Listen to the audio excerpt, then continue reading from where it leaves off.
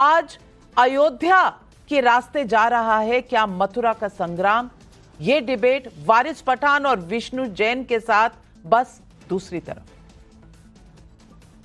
मथुरा पर आस्था की लड़ाई में आज हिंदू पक्ष की इलाहाबाद हाईकोर्ट में बहुत बड़ी जीत हुई। हाईकोर्ट ने कृष्ण जन्मभूमि शाही ईदगाह मस्जिद विवाद पर मुस्लिम पक्ष की याचिका को ठुकराकर हिंदू पक्ष के मुकदमों को बरकरार रखा।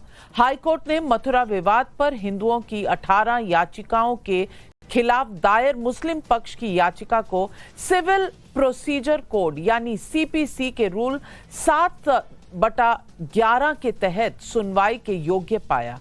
कोर्ट ने 1991 के प्लेसेस ऑफ वर्शिप एक्ट 1963 के लिमिटेशन एक्ट और स्पेसिफिक रिलीफ एक्ट 1963 के तहत हिंदू पक्ष की याचिकाओं को ठुकराने की मुस्लिम पक्ष की दलीलों को नहीं माना।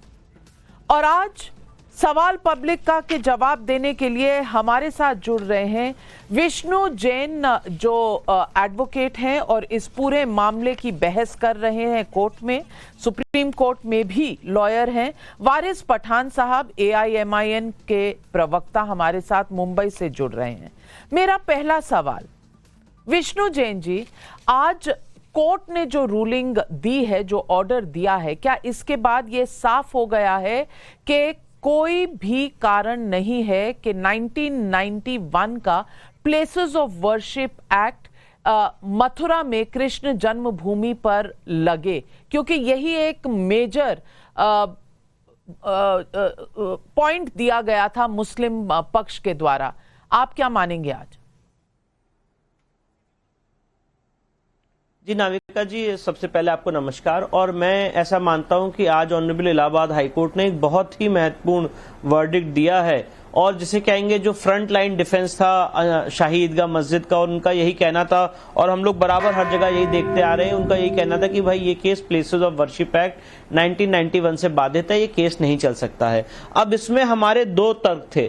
पहला तर्क ये है, जो आप अगर शाही ईदगाह मस्जिद के पूरे विवाद का अगर अध्ययन करेंगे तो हमने इसमें आर्कियोलॉजिकल सर्वे ऑफ इंडिया का नोटिफिकेशन दिखाया ऑनरेबल हाईकोर्ट के सामने, जिसमें ये मेंशन्ड है कि ये एक ASI प्रोटेक्टेड मॉन्यूमेंट है, और प्लेसेस ऑफ वर्शिप एक्ट में स्वयं लिखा हुआ है कि अगर कोई ASI प्रोटेक्टेड मॉन्यूमेंट है तो वहां पे प्लेसेस ऑफ वर्शिप एक्ट लागू नहीं होगा। Point number 1।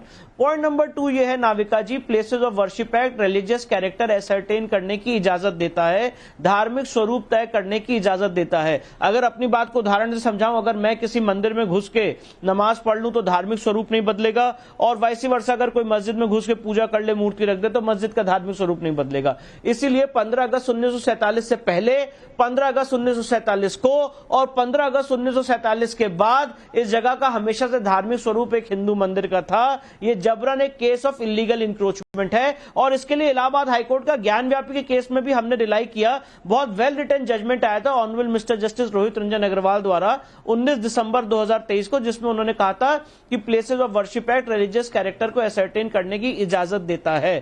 तो ये दो आधार बने थे, मुझे लगता है मुख्य आधार, जिसके बेसिस पे आज ऑनरेबल इलाहाबाद हाईकोर्ट ने शाही ईदगाह मस्जिद की एप्लीकेशन रिजेक्ट की, ऑर्डर 7 रूल 11 की, और प्लेसेस ऑफ वर्शिप एक्ट का आर्ग्यूमेंट खारिज किया है। बाकी जो आर्ग्यूमेंट्स हैं वफ एक्ट 1995 के, स्पेसिफिक रिलीफ एक्ट के, लिमिटेशन के, ऑर्डर 23 रूल 3 के, उसके लिए भी हमने काफी डिटेल्ड सबमिशन और कंपाइलेशन ऑनरेबल इलाहाबाद हाईकोर्ट के सामने फाइल किया था।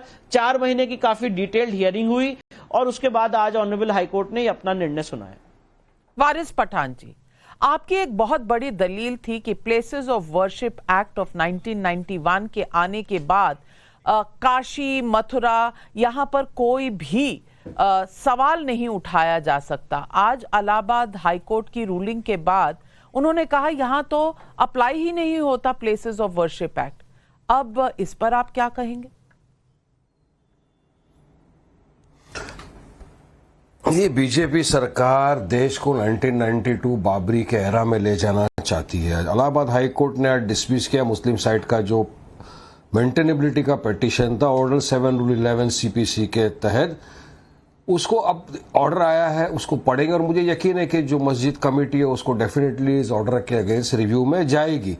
अब हमारा ये वाकई जो वकील ने भी आर्ग्यू किया था नविका जी, उनका आर्ग्यूमेंट यही था दो पार्टीज ने एक कॉम्प्रोमाइज किया था, एंटर्ड इनटू एन एग्रीमेंट। दोनों कॉम्प्रोमाइज हुआ था 12/10/1968 में, और वो कंफर्म हुआ था सिविल सूट के जज जो डिसाइड हुआ था 1974 में।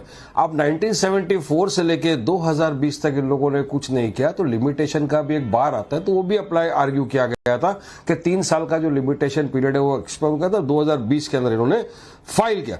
अब कमिटी मैनेजमेंट जो है उसके पोजीशन के अंदर है, पूरा स्ट्रक्चर ऑफ द माउस भी वहां पर है, और इनका आर्ग्यूमेंट ये भी था कि प्रॉपर्टी वक्फ की है तो वक्फ का ट्रिब्यूनल इसकी सुनवाई करे, ना कि कोई सिविल कोर्ट इसकी सुनवाई करे। अब ये सारे आर्ग्यूमेंट सुनने के बाद इलाहाबाद हाई कोर्ट ने आज जो भी ऑर्डर दिया उसको रिव्यू में जाया जाएगा। लेकिन नाविका जी, मेरा कहना सिंपल साफ बात है, जब places of worship act 1991 already into existence है, क्यों आया था प्लेसेस ऑफ वर्शिप एक्ट 1991? क्योंकि उस वक्त भी ये था कि और सारी मस्जिद इस तरह की है, मंदिर को तोड़ के बनाया, काफी सारे एलिगेशन, बहुत सारी बातें आ गई थी। पार्लियामेंट में डिसाइड हुआ आफ्टर हियरिंग सबको, सारे मेंबर ऑफ पार्लियामेंट ने अपनी अपनी बातें रखी। उसके बाद पार्लियामेंट के जरिए ये कानून पास हुआ कि 15 अगस्त 1947 उस दिन तक जो भी इस तरह के मॉन्यूमेंट्स, मस्जिद, स्ट्रक्चर्स है, उसका नेचर और कैरेक्टर आप चेंज नहीं कर सकते, वो साफ है। और आज इस वक्त तक places of worship act 1991 existence में है, वो हटा नहीं है। तो इस तरह का ये सब चीज लाना, ये एक चीज दर्शाता है कि जो भाजपा है ना, उसको अपने सिर्फ पोलराइजेशन करना है, ये पॉलिटिकल मूवमेंट आ गया है। वरना बाबरी के वकील सब रुक जाता। अभी तो इस तरह से बोले और 40,000 मस्जिद बाकी है, ये तो सिर्फ झांकी है, काफी सारी चीजें आ रही है। अब मोदी को सोचना चाहिए कि पब्लिक ने मैंडेट दे दिया है, अयोध्या में आपने हमारी बाबरी मस्जिद शहीद कर दिया, आपने मंदिर बना दिया, चलिए आपकी आस्था का था, जो भी था, देश तो संविधान से चलेगा। मगर वहां के लोगों ने बीजेपी को हरा दिया। ये क्या संकेत गया पूरे बीजेपी का देश के मुद्दा सामने? क्यों बता रहे आपको हैं? सबको पता है, ये वहां से ऑर्डर तो बीजेपी को कोर्ट से आया है, बीजेपी ने तो ऑर्डर नहीं दिया है, तो कोर्ट से आए हुए ऑर्डर को आप बीजेपी का ऑर्डर क्यों कह रहे हैं? नहीं, आप इतनी सरलता के साथ बीजेपी को क्लीन चिट नहीं दे सकते नाविका जी। आपको ही मालूम है कि सरकार किसकी है, बीजेपी की। करा कौन रहा है? बीजेपी। क्यों करा रहा है? क्योंकि उनको पोलराइजेशन करना है।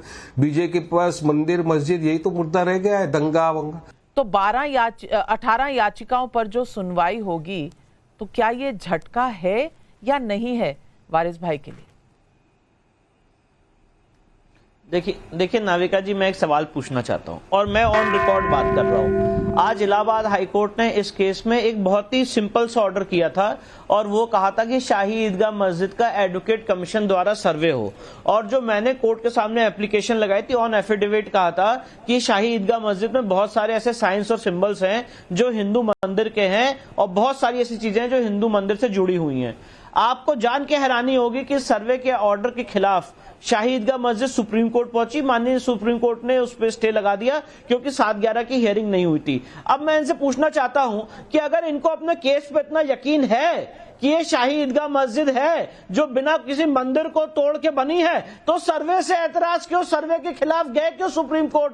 हो जाने दीजिए वहां पे एडवोकेट कमीशन का सर्वे, एएसआई का सर्वे, और देखते हैं क्या तथ्य आते हैं। आपने नाविका जी देखा है भोजशाला में क्या तथ्य आए, आपने नाविका जी देखा और सुना है कि ज्ञान व्यापी में क्या फैक्ट्स आए। अब आप हर एक बात को अगर एक पॉलिटिकल एंगल देने की कोशिश कर रहे हैं कि पब्लिक को जॉब चाहिए, अरे पब्लिक को अपनी अस्मिता भी चाहिए, पब्लिक को अपनी डिग्निटी भी चाहिए। आपने हमारे जो भगवान श्री कृष्ण जो हमारे आराध्य हैं, उनके मेन स्थल को कब्जा करके वहां पे गलत ढंग से मस्जिद बना ली है, और उसके लिए अगर कोई लीगल लड़ाई लड़ रहा है तो उसका पॉलिटिकल रंग देने की कोशिश कर रहे हैं। कोर्ट की प्रोसीडिंग्स को आप पॉलिटिकल रंग से टेंट करने की कोशिश कर रहे हैं। ये किस तरह की बात हो रही है? मैं इनका बहुत आदर करता हूं, सम्मान करता हूं, रिस्पेक्टेड व्यक्ति हैं, इनका अपना एक पॉलिटिकल पार्टी हो सकती है, पर ये एक वकील भी हैं। और नाविका जी, मैं एक बात पूछना चाहता हूं, इन्होंने 12 अक्टूबर 1968 के समझौते का जिक्र किया। आपने कभी कोई ऐसा लीगल डॉक्यूमेंट देखा है क्या नाविका जी कि जिसमें जो किस प्रॉपर्टी का ओरिजिनल ओनर है उसने उसमें साइन ही नहीं किया है?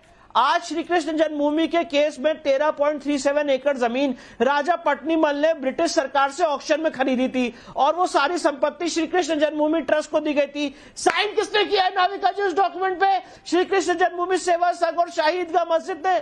और मैं उसकी तह में जाऊंगा कभी जब आप समय देंगी कि वो साइन करने के पीछे किन लोगों का हाथ था। वो भी एक अलग साजिश है, पर उसको अगर 1 मिनट के लिए छोड़ भी दे, एक मिनट वारिस भाई, तो वो जो साइन आपने जो साइन किया था वो साइन बाइंडिंग नहीं है, ना देवता पे और ना श्री कृष्ण जन्मभूमि ट्रस्ट पे और ना डेवोटीज पे। राम मंदिर के केस में सुप्रीम कोर्ट ने होल्ड किया है कि अगर कोई देवता की प्रॉपर्टी के साथ एलिनिएट करता है तो उसको राइट है कोर्ट में आने का। देवता की प्रॉपर्टी के साथ गलत ढंग से एलिनिएशन हुआ, इसलिए हम कोर्ट आए। अब वारिस भाई ने सवाल उठाया कि 1968 में समझौता हुआ, 1974 में जजमेंट आया, तो इतनी लेट क्यों आए? नाविका जी, हमने अपने सूट में लिखा है कि हमें समझौते के बारे में 2020 में पता चला। और दूसरी बात, सुप्रीम कोर्ट के कितने नहीं 20 जजमेंट्स इलाहाबाद हाईकोर्ट के सामने दिखाए हैं और उसमें यह लिखा हुआ है फ्रॉड विशिएट्स एवरीथिंग। अगर कोई चीज फ्रॉड से ऑब्टेन की गई है तो उसको कभी भी चुनौती दी जा सकती है। लिमिटेशन एक्ट 1963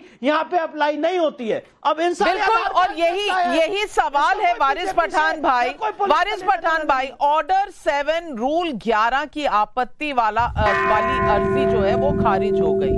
अब ये गेम चेंजर होगी और Waqf act, limitation act, specific possession relief act, ये सारी चीजें अब लागू ही नहीं होती, ये ऑर्डर में लिखा है।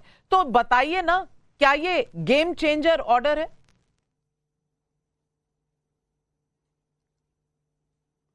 मैं मेरे learned colleague, learned friend Vishnu Jain साहब से कहना चाहूंगा कि चिल्ला पुकार करने से सत्य झूठ में नहीं बदल जाएगा, झूठ सत्य में नहीं बदल जाएगा। आप पेशे से वकील हो, आदर करता हूं वकील क्योंकि मैं भी वकील हूं। आप संविधान को नहीं मानते। मेरा एक सवाल है आपसे विष्णु भाई, क्या प्लेसेस ऑफ वर्शिप एक्ट 1991 को मानते हो या नहीं मानते हो? आज तो वो एग्जिस्टेंस में है ना। आप तो वकील हो, संविधान को मानते हो। देश तो संविधान से चलेगा ना ही तुम्हारी आस्था से चलेगा ना मेरी आस्था से चलेगा। तो आप मानते नहीं होगा संविधान को? मोदी को खड़े होकर बोल देना चाहिए फिर पार्लियामेंट के अंदर कि जो प्लेसेस ऑफ वर्शिप एक्ट 1991 है उसको हम नहीं मानते। एक लाइन के अंदर उनको जवाब दे देना चाहिए। बात नंबर 2, आपने कहा कि वो 1968 का जो समझौते का एग्रीमेंट था उस पर किसी की साइन नहीं थी।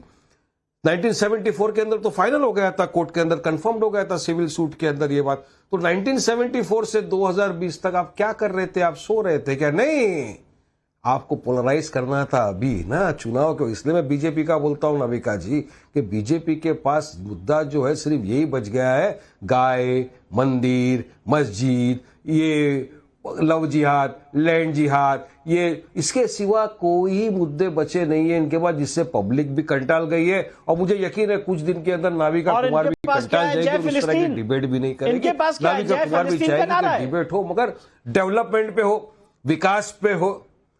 देश फिलिस्तीन के साथ खड़ा है भाई साहब। अटल बिहारी वाजपेयी जी फिलिस्तीन के साथ खड़े थे, महात्मा गांधी जी पार्लियामेंट में शपथ लेते वक्त आप पार्लियामेंट में शपथ लेते वक्त आप अपने देश की बात में चर्चा करते हैं, जय फिलिस्तीन पहले कहते हैं।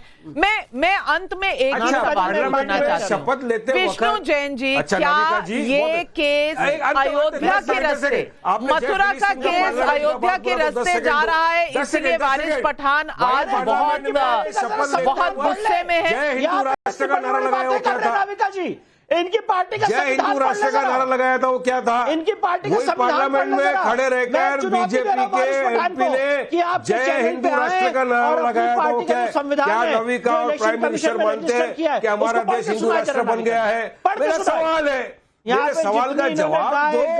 क्या हमारा देश हिंदू राष्ट्र बन गया है? क्या नाविका जी, विष्णु जैन, नरेंद्र मोदी ये मानते हैं कि हमारा भारत देश हिंदू राष्ट्र बन गया है?